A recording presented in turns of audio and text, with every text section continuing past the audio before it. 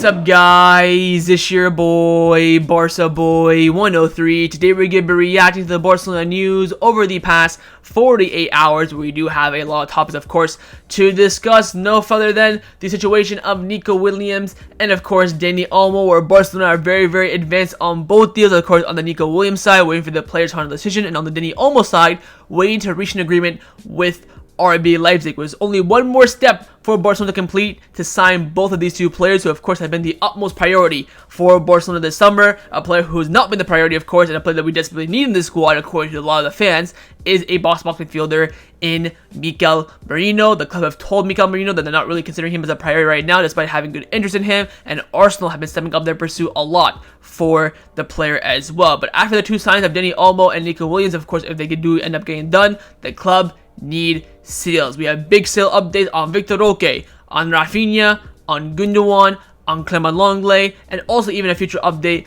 on Sergi Roberto as well. We talk about the squad list going to America as well, some details behind that. Everything, of course, around Barcelona in this video. Before we get into it, make sure you guys smash that like button down below. Let's try to get to 200 likes in this video. Be very much appreciated. And also, if you're new, make sure to subscribe down below if you haven't already, and let's get into it.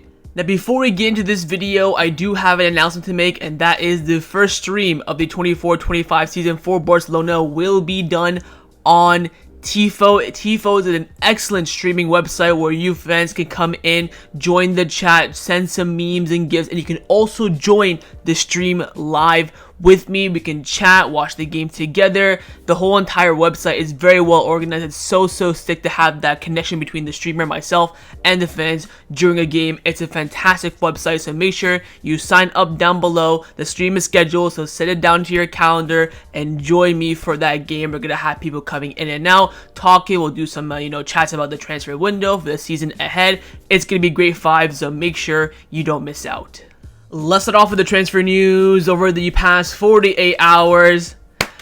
I mean, of course, we had last week, the big week.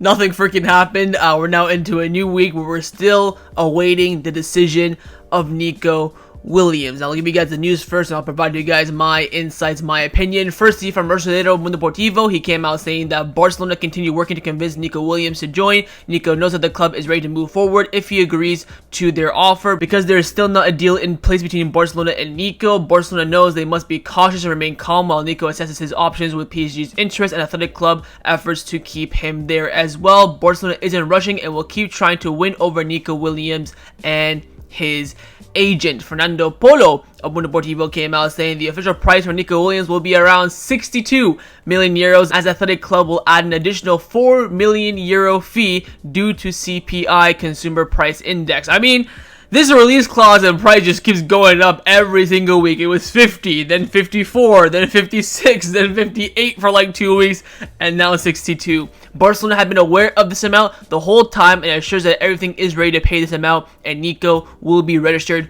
with no issues. Barcelona remain in direct contact with Nico's agent to ensure no last-minute details are missing.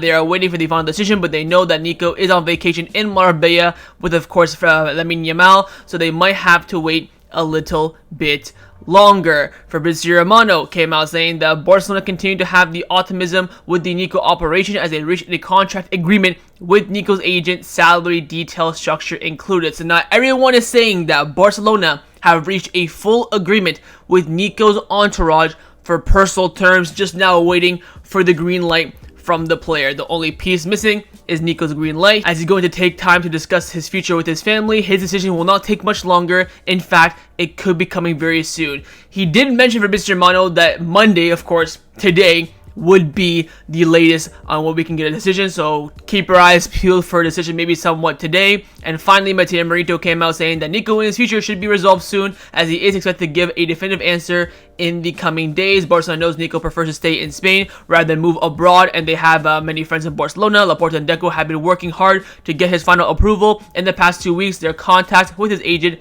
has increased significantly. The talks have been positive and constructive, with Barcelona explaining their project, which will revolve around Nico Williams, but Nico hasn't given his final answer yet. Athletic Club are trying hard to keep him as well, even offering him a new contract with better financial terms. They're hopeful they can reach an agreement with Nico to ensure that he stays for another year, with the possibility of letting him leave next summer, though PSG and some Premier League clubs are showing some interest if Nico wants to leave Athletic now, with Barcelona, of course, having the advantage. So, again, with Barcelona and Nico, full agreement. Personal terms agreed, just now waiting for Nico himself to give the green light or not. Athletic Club are pushing. Oh, give us one more year. Play with your brother. The Europa League finals at the San Mamés. Win us a European title, then, ride off into the sunset.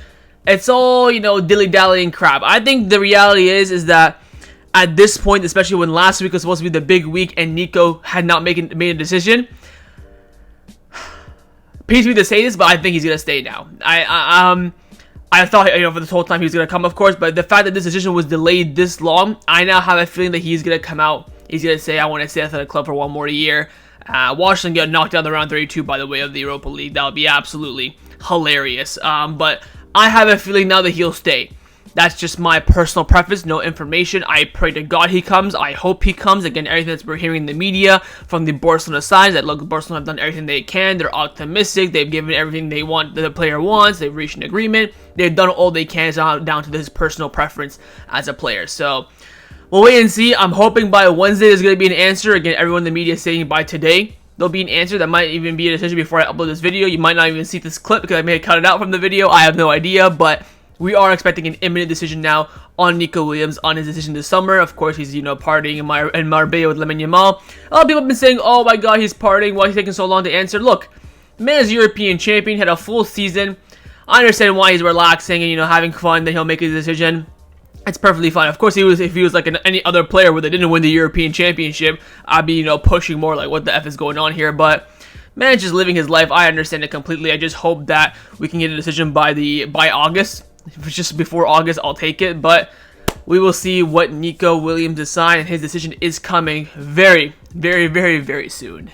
Now, the next transfer target that will follow Nico Williams, regardless if he says yes or no to Barcelona, is, of course, Dani Olmo. Now, Fabrizio Romano's come out saying that over the past 24 to 48 hours, Barcelona held new contacts with Dani Olmo's camp, and even RB Leipzig. Nothing will happen this weekend, but next week the situation will head into the important stages. A financial agreement with RB Leipzig will not be easy, but Barcelona will keep any transfer possibilities open because they feel Olmo wants to come back to Barcelona, but he's given priority to a move to the club, and they want to be fast with his transfer in the case that Nico Williams' deal does not go in their favor. Now, Fernando Polo Deportivo came out saying that Barcelona almost have a complete agreement on personal terms with Dani Olmo, but RB Leipzig need to lower their financial demands to complete the operation. This coming week is expected to be decisive. Barcelona highly value the involvement Dani Olmo has shown since his first day, that they have shown firm interest in him despite having higher economic offers. He's waiting for Barcelona because he wants to fulfill his dream of returning to the club of his life. In Dani Olmo, Barcelona see a versatile player who can play all four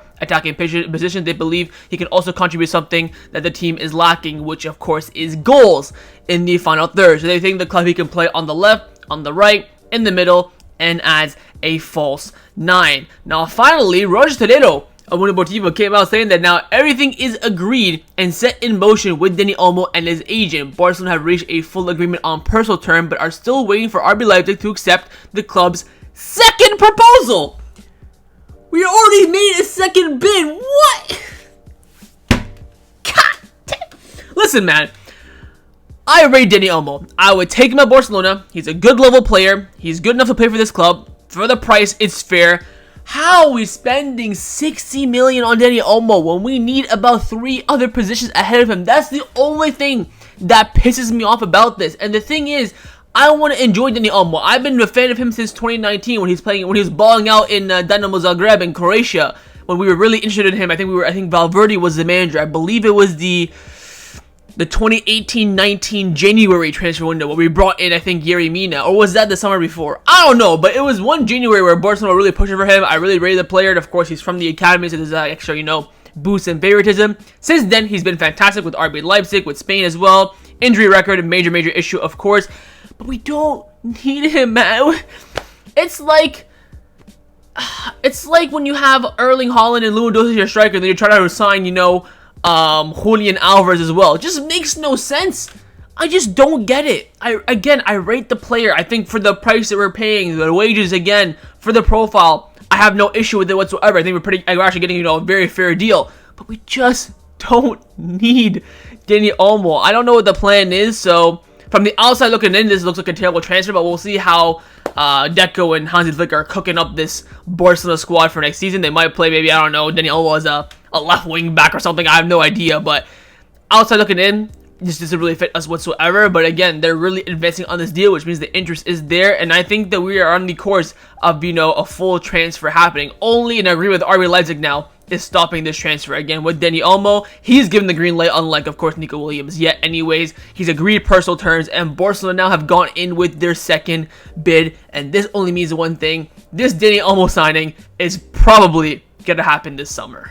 Now, a midfield profile that Barcelona are desperate for is, of course, one of the players of a profile of Mikel Merino, which as of now, Barcelona have set and told him that he is not a priority despite the interest from the club. Now, Gabriel Sanz and Mundo Deportivo came out saying that the operation of Mikel Merino is not advancing at the moment because Barcelona are only focused on Nico Williams. Now, and Mateo Merito came out confirming this, saying that Barcelona have officially communicated to Mikel Merino they are currently focused on other matters. Arsenal are currently leading the race after fresh contacts with the player, while Atletico Madrid at the moment are getting pessimistic about their failed attempt to include him in a double deal with Robin Lenormand, which of course has been confirmed now by Atletico Madrid. Mikel Merino wants to choose carefully which path he will take. He does not want to rush to say yes to any offer, knowing that perhaps others may arrive in the coming days. He wants to have everything clear on the table before making his final decision. That could be a huge lifeline for Barcelona, but I think right now the club are like Nico Williams and Dani Olmo. Once we get those two deals done,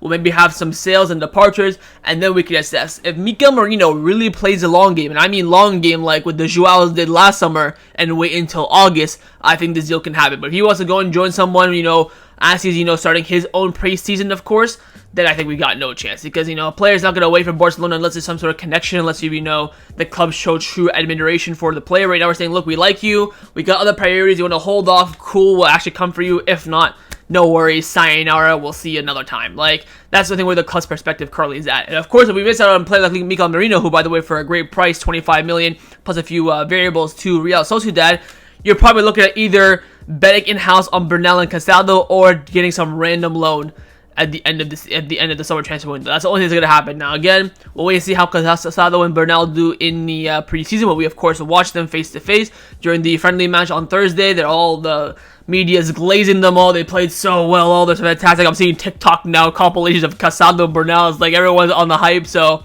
we'll see how they do. I understand why I think the club's approach with this is fine, especially with Nico Williams being the priority.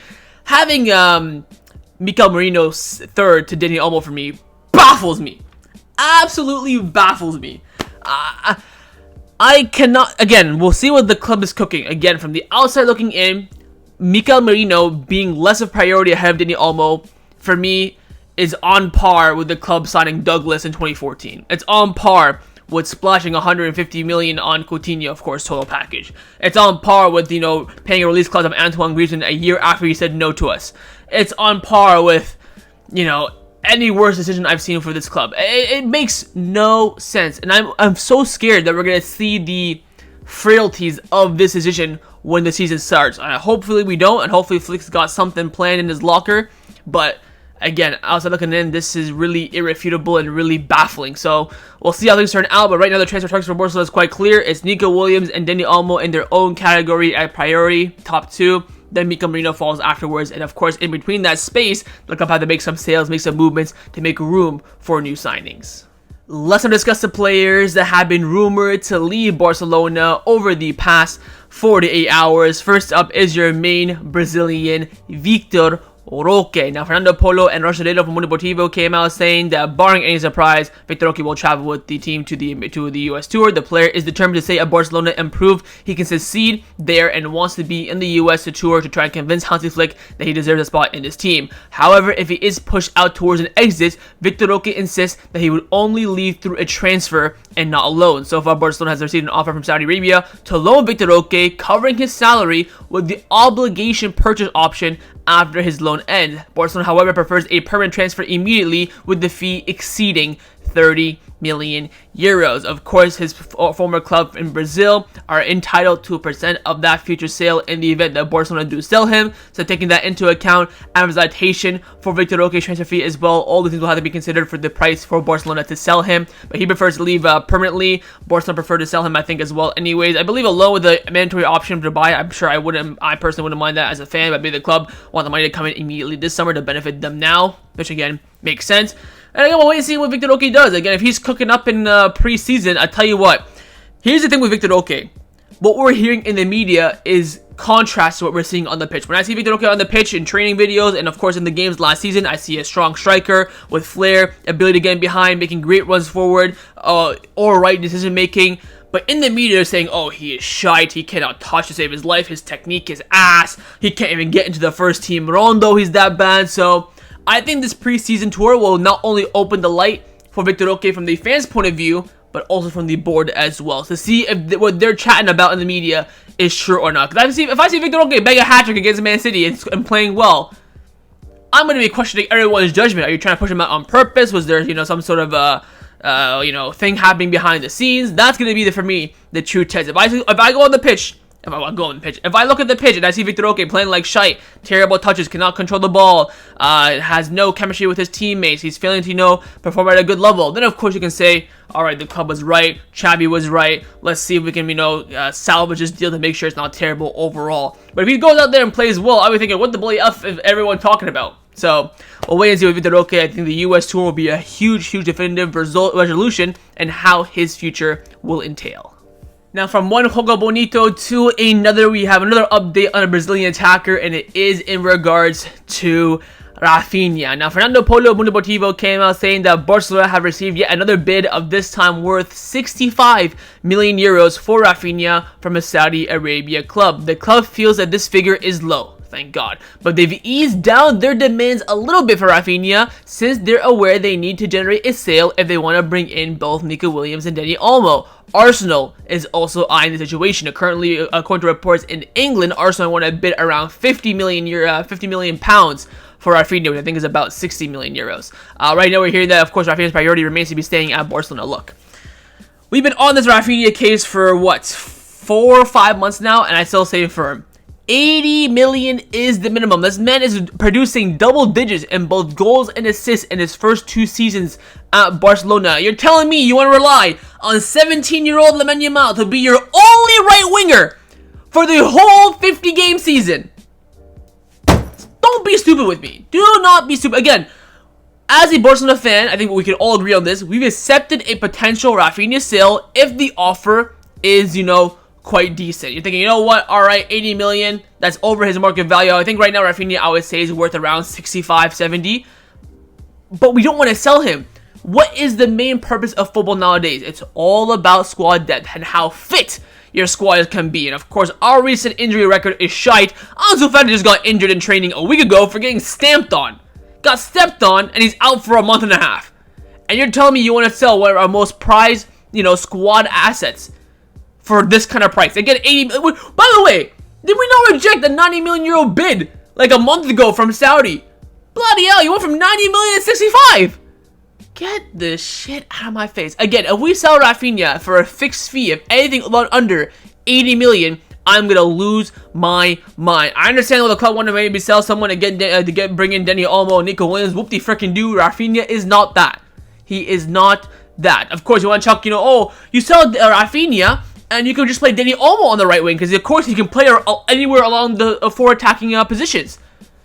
That would be a fucking massive downgrade. You know why? Because at least Raphinha can dribble with the ball. He has the winger mindset. He can take on, even though he does not take on 1v1s a lot. Again, I've been very critical of Raphinha of that. He does do that. Would Dani Olmo be a cut inside winger, passing through the lines, maybe creating chances with his passes, but not with his dribbling ability, and that's what Barcelona lack. The drop off from Lamine Yamal as a right winger to Dani Olmo as a right winger is way more significant than Raphinha, from Lamine Yamal as a right winger to Raphinha. I think Raphinha can definitely compete with Lamine Yamal, keep him on his toes. I think right now, you have to say Lamine Yamal would be the starter, but of course he's on vacation, so I think Raphinha will definitely start the season as his starter on the right-hand side. It'll be up to Lamine Yamal to come out and push him out. I think it'll be strong competition. Again, you have some injuries. You can put Raphinha on the left, down the middle as well. I think Raphinha, in the middle, Lamine Yamal on the right, Nico Williams on the left, Lewandowski up front. That is a beautiful attacking trio. Again, pending injury. I don't think it's a very balanced one, but, worst case scenario, we've seen Xavi test that out. We saw, of course, Raphinha play well on the left-hand side last season, come, February, March time. In the middle,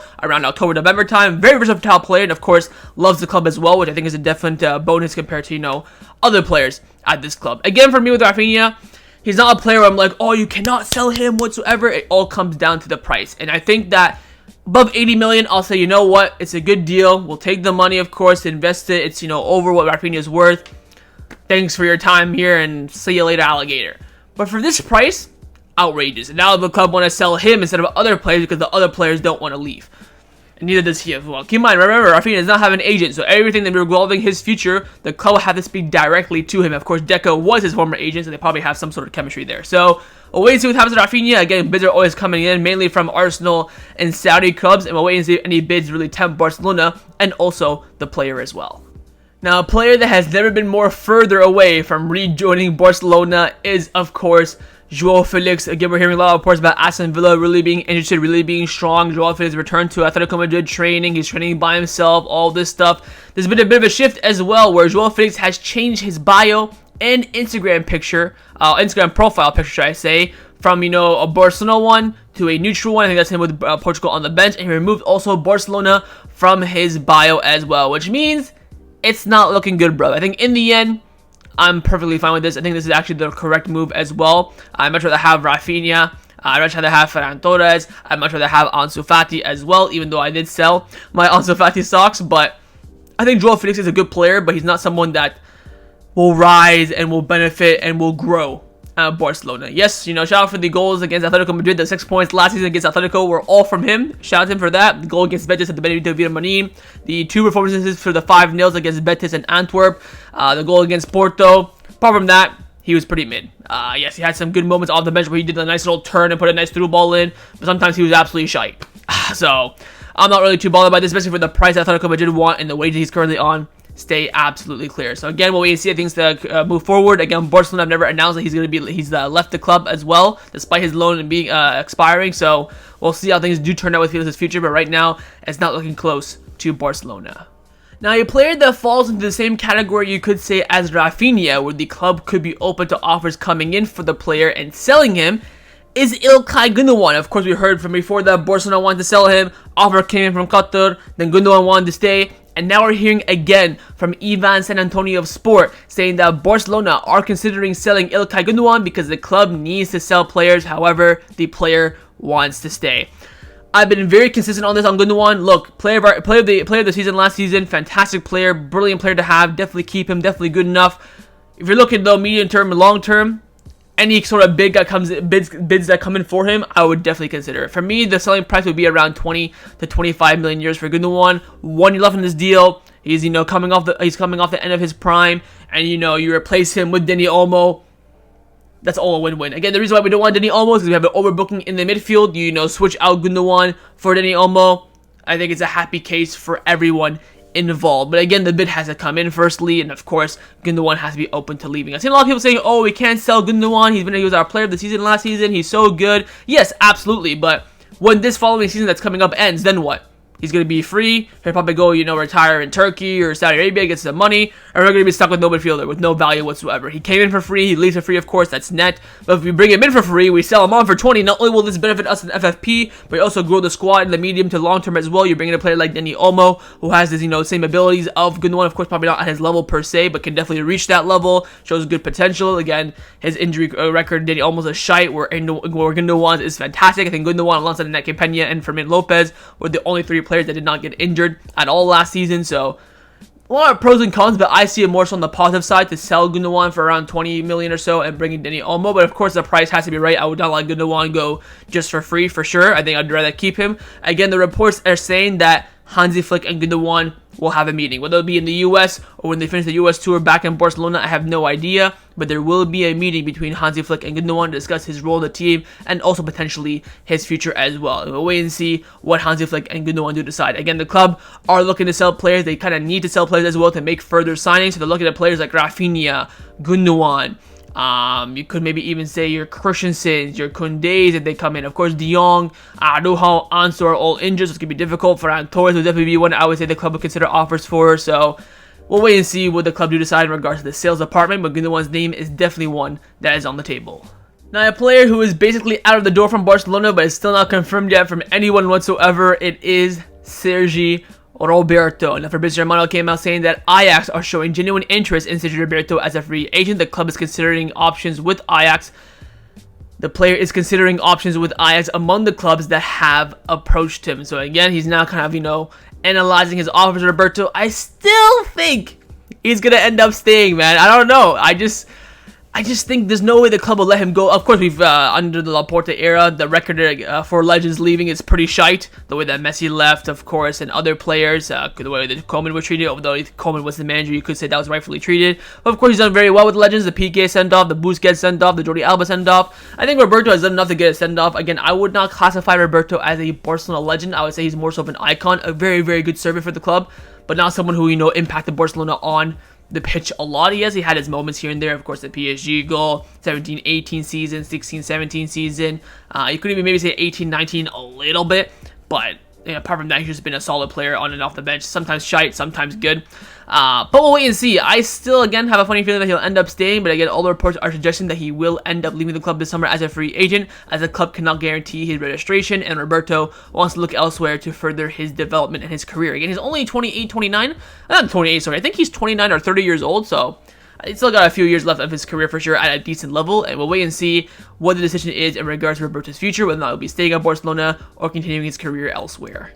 Now, a player who everyone and their mothers are desperate to get rid of this summer is, of course, Clement Lenglet. Now, Fernando Polo and Referral Mundo Deportivo came out saying that Real Sociedad have shown interest in Clement Lenglet in recent days as a potential replacement for Robin Lenomard. The major handicap for any club wanting to sign Clement Lenglet is, of course, his high salary. Sources close to the player say they currently know nothing about La Real, and if their interest materializes into a good economic and sporting offer, they would definitely analyze it. Some Saudi Arabia clubs are also interested in Lenglet, but for now, he is not interested in moving there. Of course, Lenglet on paper earns around 200,000 euros per week. So someone's gonna have to pay at least half of that for the club to even, consider getting rid of him.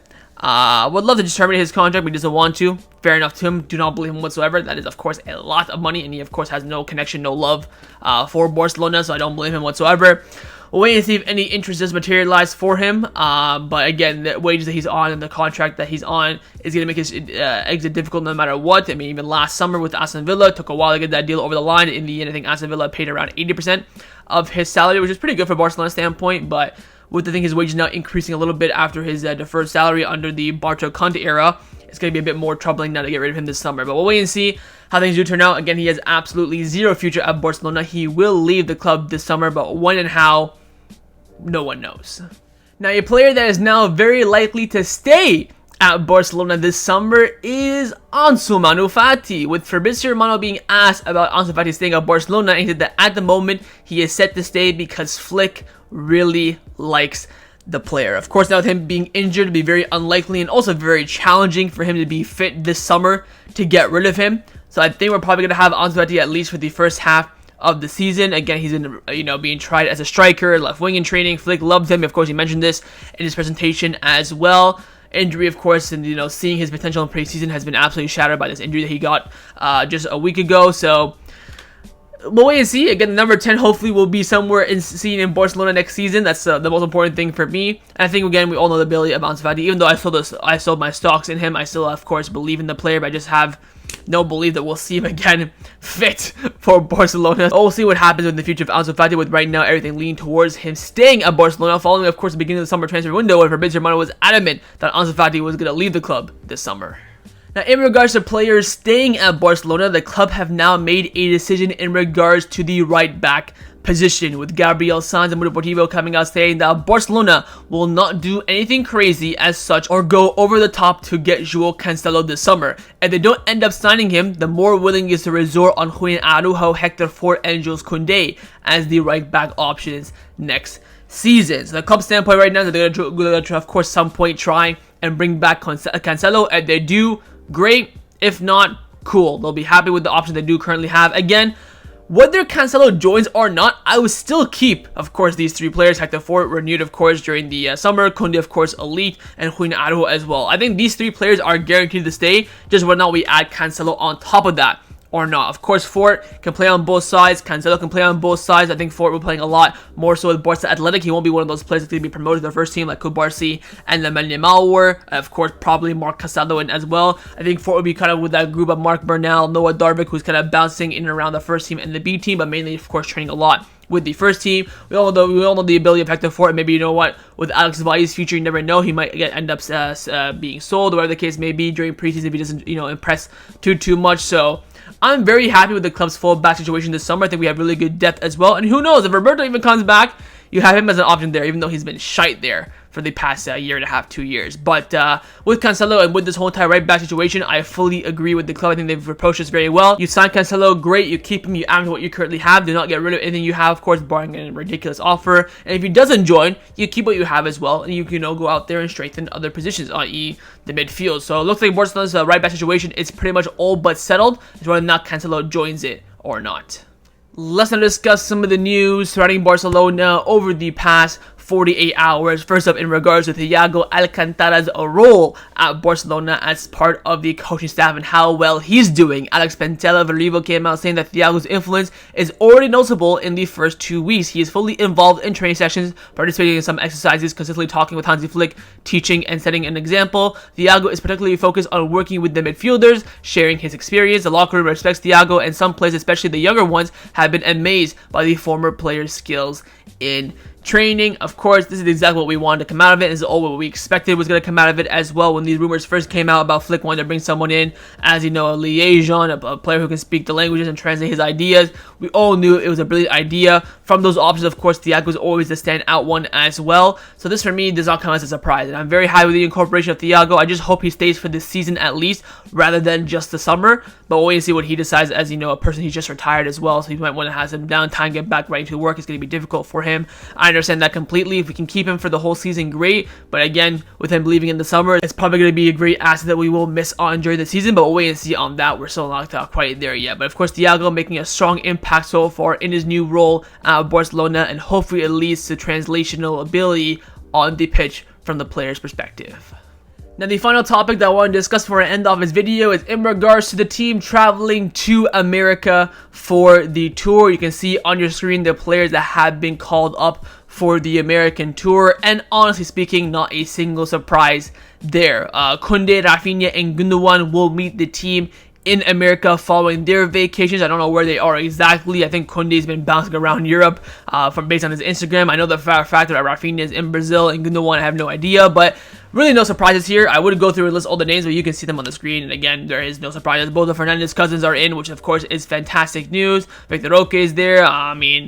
Alex Valles, it's cool to see. Lenglet's there, a bit annoying, but you know what, it is what it is. We are paying him, so might as well make him travel and help in the training and stuff like that. So no real surprises there. Of course, Joan Laporta is traveling with the squad as well. He will be in America. Hopefully they just secure some deals with Spotify and Nike in regards to renewals and part of those Barça Vision shareholder things that we talked about in the last video. But someone who will not be traveling to America is Deco. Rosselero Mundo Deportivo came out saying that Deco will not travel to the USA for preseason with the team. He will stay in Barcelona for at least another week to resolve key issues. Deco is awaiting Nico Williams' response to Barcelona's proposal, while also working on the transfer of Dani Olmo. The club is also focusing on potential departures, including Lenglet and Vitor Roque or Raphinha, which the latter, blah, blah, blah, blah. We already talked about those kind of players. So Deco is staying in Barcelona to hopefully get the squad cooking and get some final details going as well. So wait and see how that goes. And also on the tour, we will also probably see the new short sponsor Medusa being on the short. And you can see here on the graphic an example of how the short will look like. The logo Medusa will be on top of the Nike logo. Apparently we might see in preseason. Apparently they might debut against Valencia in La Liga. So we'll wait and see on that. But this is how it will look on the shorts for Barcelona for the upcoming season. So overall now, very, very excited. Of course, Barcelona is back tomorrow against Man City. Of course, link down below to the Tifo stream. Make sure you guys join that. Very, very excited to see the players play, the talents coming in, how Flick lines up the team, what kind of formation he plays, and what personnel will he select from the get-go as well. Very, very exciting times under this new era.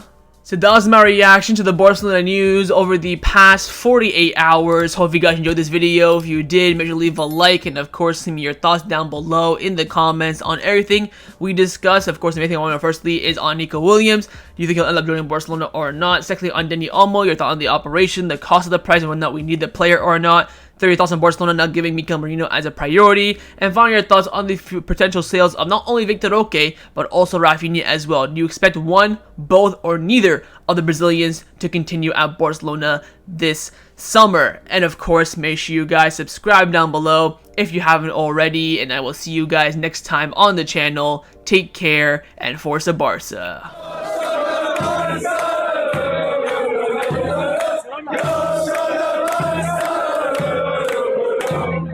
Yeah.